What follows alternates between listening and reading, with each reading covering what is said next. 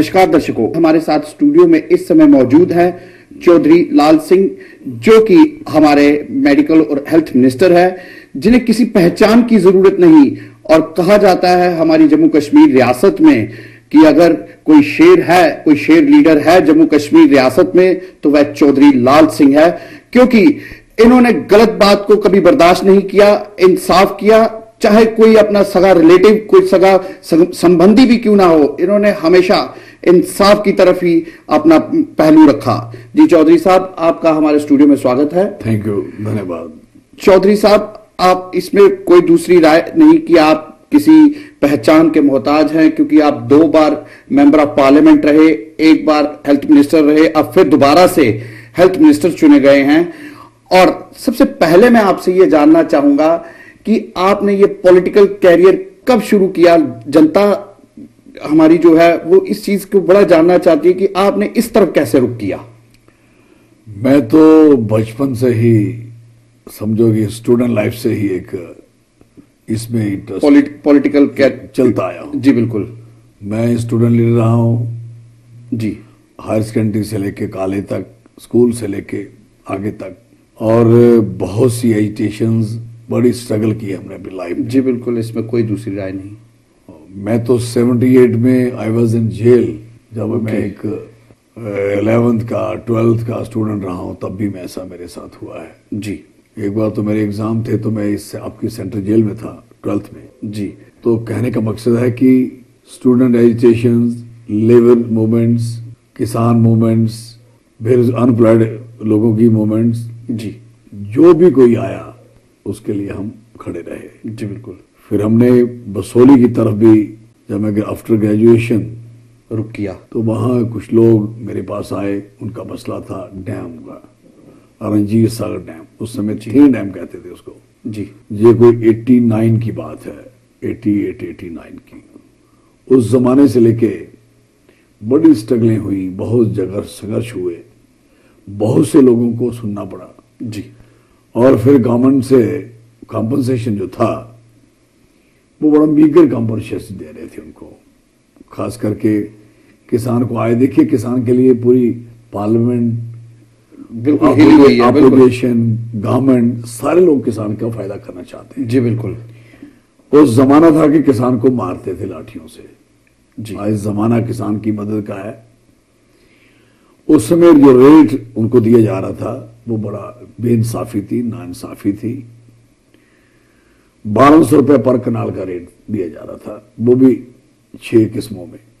तो हमने लड़के झगड़ के 18,400 रुपये उनको इंसाफ दिलवाया। 18,400 है, उस समय की बात है। यस, जहाँ की 1200 की जगह, और 20-20 लाख आदमी एक फैमिली को मिला जी उस जमाने में। और वो फैमिली बड़ी आज सब सरवाइव कर रही हैं, अच्छे तरीके से जी रही हैं, और उनको रोजगार भी दिलवाया। अभी भी कोई रोजगार वापस बकाया है, जो हम अभी भी लगे हुए हैं। जी बिल्कुल। तो उसके बाद 96 में यहाँ गवर्नर रूल था। जी, इलेक्शन तो हो नहीं पाया, 12 साल गवर्नर रूल रहा यहाँ। जी, और फिर 96 में इलेक्शन हुआ। जी तो बिल्कुल। लोग मेरे पीछे लगे, मैं कांग्रेस तिवारी से इलेक्शन लड़ा। मैं पहली बार कांग्रेस तिवारी के निशान, फूल अर्पित करती महिला के निशान पे इलेक्शन लड़ा। उस समय हाथ से वोट डालते थे, अंगूठे से लगाया करते थे। तो बड़ा इंटरेस्टिंग इलेक्शन हुआ। मेरा वाइज इलेक्शन था, आज भी रिकॉर्ड निकालें तो मेरी एक ऐसी कॉन्स्टिट्यूंसी है जिस कॉन्स्टिट्यूंसी में सबसे ज्यादा वोट कम, सबसे कम वोट जो खराब हुए, क्योंकि मेरे में इतने कॉन्शियस किए लोग घर घर जाके, मतलब कि सभी लोगों ने वोट डाले। हाँ, वोट खराब होते हैं, डालते हैं तो फिर खराब होते हैं अंगूठे से, कभी सह लग जाती है, कभी अंगूठा इधर उधर लग जाता है। लेकिन लोगों ने उधर गलती नहीं की, कोई 100-125 वोट सारी कॉन्स्टिट्यूंसी से खराब हुआ। हालांकि कई बार 4-4 हजार वोट कैंसिल होता है। तो कहने का मकसद है वो जमाना निकला, मतलब लोगों में जज्बा था। हाँ, एक जुनून था मुझे चौधरी लाल सिंह को लाने जिताने का। जी बिल्कुल। 6 साल एमएलए रहा जी, पूरी लड़ाई लड़ी। 6 साल एमएलए के दौरान फिर कांग्रेस और ये दोनों पार्टियां मर्ज हो गई, और फिर मैं पार्टी का अंदर चीफ विप रहा 96 में, और काफी देर तक वो नेक्स्ट फिर इलेक्शन आ गया 2002 का, फिर जीता। जी बिल्कुल। फिर मैं वहां सरकार बन गई, हमारी सरकार बनी तो मैं मिनिस्टर बन गया। जी। I was health and medical education minister बना उस जमाने में। तो फिर 13-14 महीने में मिनिस्टर रहा हूँ। 2004 में उन्होंने मुझे पार्लियामेंट की तरफ भेज दिया। एक बहुत बड़ी इंट्रीग थी, साजिश थी। मैडम सोनिया गांधी को कहा गया कि यही एकमात्र आदमी है जो पार्लियामेंट जो हरा सकते हैं चमनलाल साहब को, अदरवाइज नहीं हारते। एक साजिश समझो, क्या समझो, भेजा। और फिर मैं वहां 2 बार एमपी रहा। 2 बार एमपी में उधमपुर डोडा कॉन्स्टिट्यूंसी सारी घूमी, यहाँ कठुआ 6 जिले हैं सारे, एक एक चप्पा चप्पा शाना मिलिटेंसी का जमाना था। 3 अटैक भी मेरे पे हुए जी। मेरे साथ कितने लोग भी मरे। तो ऐसा सिलसिला चलता रहा। हमें वहां मिनिस्टर नहीं बनाया गया, तो सेंटर में मिनिस्टर नहीं बनाया। मंत्रालय राज्यसभा के लोगों को मिलता रहा, हमारे काम करने वाले लोगों को नहीं। गुलाम नबी आजाद को मिलता रहा, जम्मू कश्मीर से जी, उस कॉन्स्टिट्यूंसी से वही है जी बिल्कुल। नहीं हो जो भी हुआ, इस बार फिर उन्होंने मेरी टिकट जहां से वो भी काट दी। जहां मैं 2002-04 में इलेक्शन लड़ा तो अपनी जगह मैडम मेरी वाइफ कांता दोत्रा, उसने इलेक्शन लड़ा जी, वो भी जीते। हाँ बिल्कुल। तो फिर इन्होंने यहां से मेरी टिकट काटी। तो बीजेपी के सीनियर लीडर्स और लीडर्स सब ने मेरे से बातचीत की और मुझे अमित शाह साहब से मिलाया 8 महीने से, क्योंकि इन्होंने बीच में इतना डांस कर दिया कि अनाउंसमेंट हुई कि तो एमएलसी बनाएंगे, मिनिस्टर बनाएंगे, वो भी नहीं बनाया। कुछ भी ऐसा नहीं किया। टिकट छीनी, फिर वो किया। लोगों ने बुरी तरह इनको हराया और मुझे मैं फिर असेंबली में लाया। इन्होंने मुझे अमित शाह साहब से बात हुई, फिर वो आए कठुआ में, मुझे ज्वाइन कराया। मैं 40-50-60,000-70,000 आदमी लेके ज्वाइन की। सारी अपनी कॉन्स्टिट्यूंसी के लोग, डोडा किश्तवाड़ से लेके कठुआ जम्मू से लेके जो मेरे साथी थे वो सब आए वहां। लगभग हमने भी एनालाइज किया, अंदाजन 70-80 हजार के करीब लोग थे। कोई सड़क ऐसी नहीं थी जहां लोग नहीं थे। बिल्कुल। मैंने 5 तो एलईडी लगाई थी सड़कों पे जी बिल्कुल, ताकि लोग बेचारे अंदर ना जा पाए तो यहाँ में तो सुन पाए। हाँ, वो हुआ। उसके बाद उनकी कृपा से उन्होंने मुझे यहाँ बसोली से फिर इलेक्शन लड़वाया और आज जीत के आपको मिनिस्टर दोबारा। और लोगों ने मेरी दुआएं इतनी की, जो जम्मू कश्मीर के सारे लोग हैं, उन्होंने एक ही बात कही कि लाल सिंह हेल्थ मिनिस्टर बने जी। तो मुझे लगा कि जैसे एक यूनानिमस डिसीजन होता ना, लोगों का हो गया था। तो voice of people, voice of God, उनकी आवाज पार्टी के कानों तक सबको पहुंची। दोबारा उन्होंने हेल्थ एंड मेडिकल बनाया और इसके साथ मुझे एक डिपार्टमेंट भी, ARI एंड ट्रेनिंग डिपार्टमेंट और भी मुझे मिला है जी। वो भी बुरा हाल है, उसका भी ठीक कर लूंगा मैं जी। चौधरी साहब, अहम प्रश्न है वो, मैं उस पर आऊंगा, लेकिन सबसे पहले मैं ये आपसे ये जानना चाहूंगा कि पिछली सरकार के दौरान लोग जो मंत्री थे वो एक कॉन्स्टिट्यूएंसी के ही मंत्री थे, लेकिन आप जो हैं पूरी रियासत के मंत्री हैं, क्योंकि आपने खुद ही ये कहा, और इसमें कोई दूसरी राय नहीं, क्योंकि हम मीडिया से जुड़े हुए लोग हैं। हमें लोगों ने भी यही कहा कि हम दुआ करते हैं भगवान शंकर से कि अगर चौधरी लाल सिंह को मिनिस्ट्री दी जाए तो वो हेल्थ की दी जाए, क्योंकि उसका निजाम इतना खराब था। और जम्मू कश्मीर में, अगर मैंने पहले भी कहा कि एक शेर मिनिस्टर है जो इस निजाम को सिर्फ जो ठीक कर सकता है वो चौधरी लाल सिंह है। तो क्या विजन है आपका कि हेल्थ मिनिस्ट्री को किस तरीके से आप देखते हैं और किस तरीके से इसमें एक सुचारू रूप से चलाएंगे? सबसे जरूरी है कि जो लोग काम कर रहे हैं वो काम करें जी।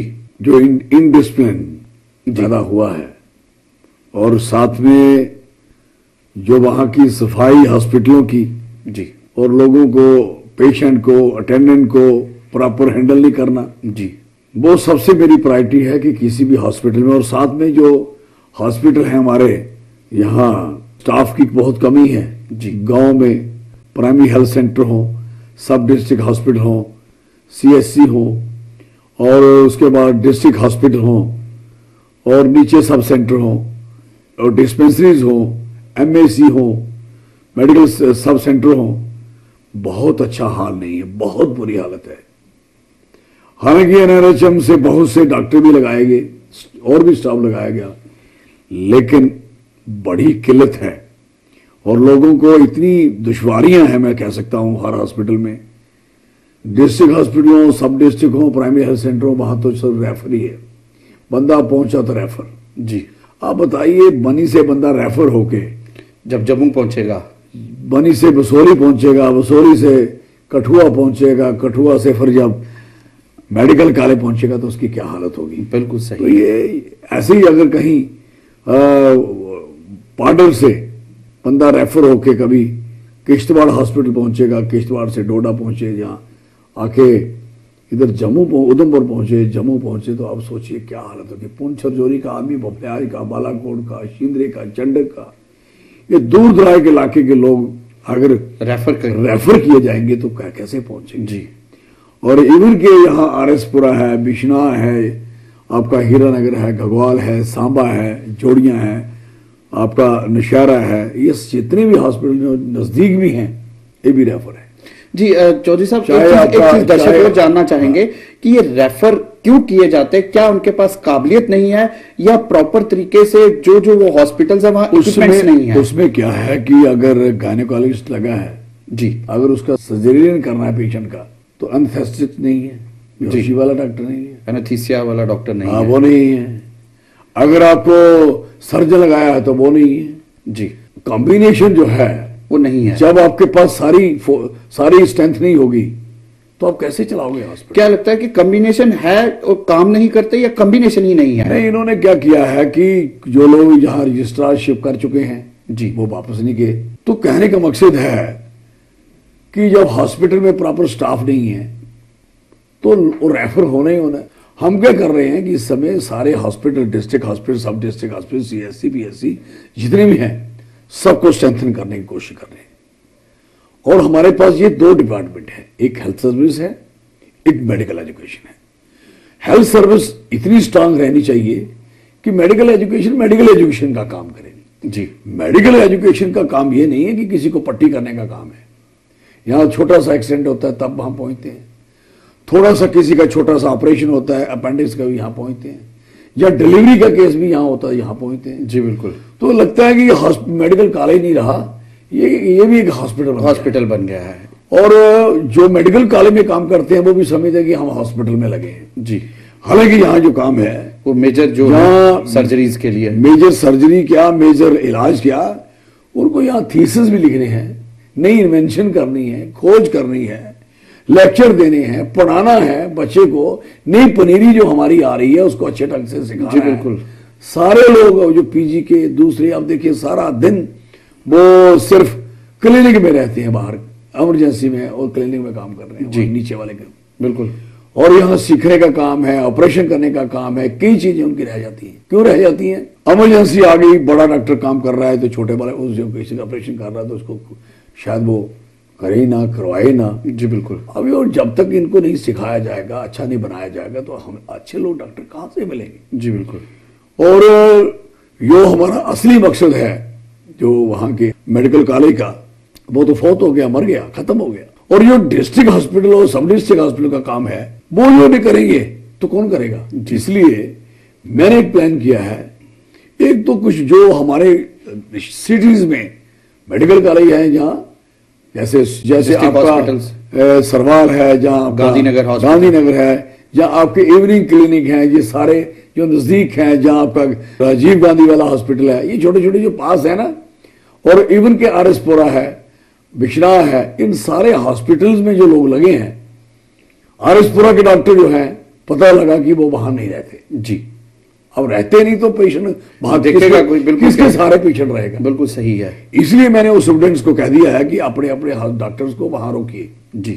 जो नहीं रोकेंगे, रोकेगा नहीं तो सख्ती से हम इनको निपटेंगे, क्योंकि लोगों के साथ बेइंसाफी नहीं हो। जी चौधरी साहब, समय की नजाकत को देखते हुए एक आखिरी प्रश्न आपसे पूछूंगा, जो कि बड़ा अहम प्रश्न है, खासकर जम्मू प्रोविंस के लिए, जो आपकी कॉन्स्टिट्यूएंसी में है इस समय। और मैं चाहता हूं कि आप जैसा लीडर जो है इस समय कैबिनेट में बैठा हुआ है, तो जरूर जम्मू प्रोविंस को भी वो नायाब तोहफा मिलना चाहिए। जो रंजीत सागर डैम की आपने बात की, और आपके एरिया में एक बहुत प्यारी लेक है, उस लेक में जो आदमी, जो सेनानी बाहर से पूरे विश्व से हमारे जम्मू कश्मीर में आते हैं, क्योंकि जम्मू कश्मीर स्वर्ग माना गया है, जो कश्मीर नहीं पहुंच पाते, जिनकी फाइनेंशियल कंडीशन नहीं होती इतनी कि वो जा सके, वो माता वैष्णो देवी के दर्शन करके वापस जाते हैं, तो उनके लिए वहां एक अच्छी सी लेक, हम क्या कर रहे हैं, शिकारे, हम जम्मू को एक इंडिपेंडेंट डेस्टिनेशन देने जा रहे हैं, टूरिस्ट सर्किट देने जा रहे हैं। जी बिल्कुल। टूरिस्ट सर्किट है हमारे, जो शिवखोड़ी है, वैष्णो देवी है, हमारा मानतलाई है, सुध महादेव है, हमारा यहाँ से शादरा शरीफ है, और हमारा उस तरीके से लेक है, मानसर है, सुरईसर है, फिर हमारी रंजीत सागर डैम लेक है। सबको हम कनेक्टिविटी उस तरीके से ले रहे हैं, तो सर्किट बना रहे हैं सबके, ताकि यात्रु आए, देखे, काफ़ी देर काटे, और हमारी इकानमी जो है और स्ट्रांग हो, मजबूत हो जाए। और हमारी ख्वाहिश है कि हम चाहते हैं कि जो रंजीत सागर डैम है, वहाँ स्पोर्ट्स की स्विमिंग स्पोर्ट्स हो, वहाँ खेलें, वहाँ म्यूजिक फाउंटेन चलें। जी, बहुत कुछ प्लान किया हमने कोई मेरे हिसाब से कोई 150-200 करोड़ रुपए का प्लान मैंने बनाया हुआ है। कोशिश कर रहे हैं कि उसको डेवलप किया जाए। जी चौधरी साहब, इसमें कोई दूसरी राय नहीं कि डिस्कशन जो है ये बहुत बड़ी है, लेकिन समय की नजाकत को देखते हुए हम इस समय आपसे विदाई लेंगे। दर्शकों, ये थे हमारे साथ चौधरी लाल सिंह, जो कि हमारी रियासत के कैबिनेट मिनिस्टर हैं और सबसे दिलेर और इनोवेटिव आइडियाज को रखने वाले मिनिस्टर है। ये चाहते हैं कि जो सिस्टम पहले हमारे पास है, जो डिफंग है, उसको सही किया जाए। इनका विजन बिल्कुल क्लियर है कि आने वाली नौजवान पीढ़ी जो है वो हमारी एजुकेशन की तरफ आए, एम्प्लॉयमेंट की तरफ आए। हम उनको एम्प्लॉयमेंट भी देंगे और नशे से उनको बिल्कुल छुटकारा दिलवाने के लिए हम वचनबद्ध हैं और कोशिश करेंगे कि किस तरीके से उनको नशे से दूर रखा जाए। और इन्होंने स्पष्ट शब्दों में यह भी कहा कि हम रियासत में अमन और शांति बहाल करने के लिए आए हैं और वो करके रहेंगे, जो कि ऑनरेबल प्राइम मिनिस्टर का सपना है कि जम्मू कश्मीर में फिर से शांति बिल्कुल सुचारू रूप से बहाल होगी। और ये उन्हीं नक्शे कदम पर इस समय चल भी पड़े हैं। जी चौधरी लाल सिंह जी, आपका हमारे स्टूडियो में आने के लिए धन्यवाद।